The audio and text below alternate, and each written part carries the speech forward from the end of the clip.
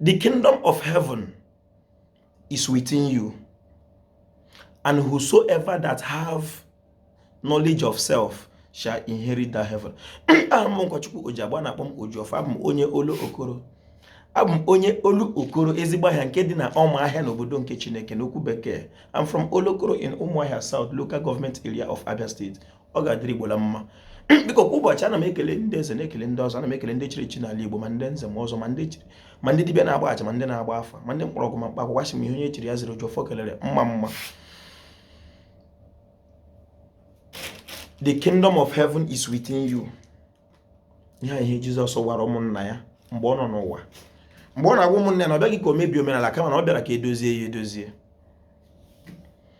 Kingdom of heaven. Achọrọ m ka anyị tupe ya aka mgbe ka anyị mara ihe the kingdom of heaven n'ime. Ka anyị makwa n'otu o si dịrị within us. Ka anyị were tie n'Igbo maka na izu ka mma na nneji a na-esi n'ụlọ mara mma pụọla ama.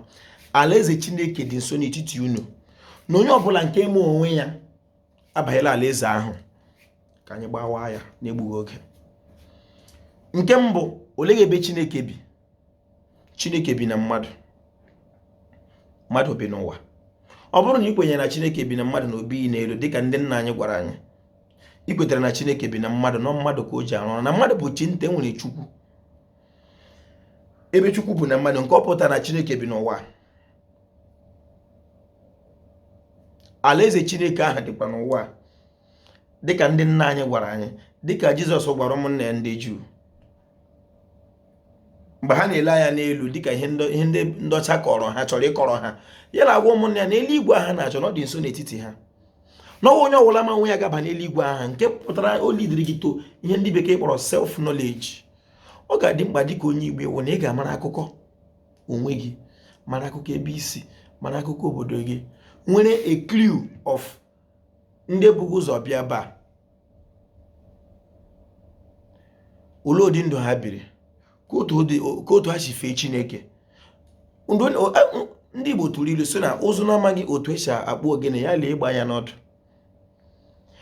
Ọ bụrụ na echi mara ụdị ọnọdụ anyị ga-anọ echi na-abịa abịa, maka o doola anya na obodo anyị nọ n'ime ya wụ chi na-avọ ihe na-adịkwo njọ, chi na-avọ ihe na-adịkwo njọ, maka na chi na-avọ mmadụ ka na-aka akụkọ onye ọzọ.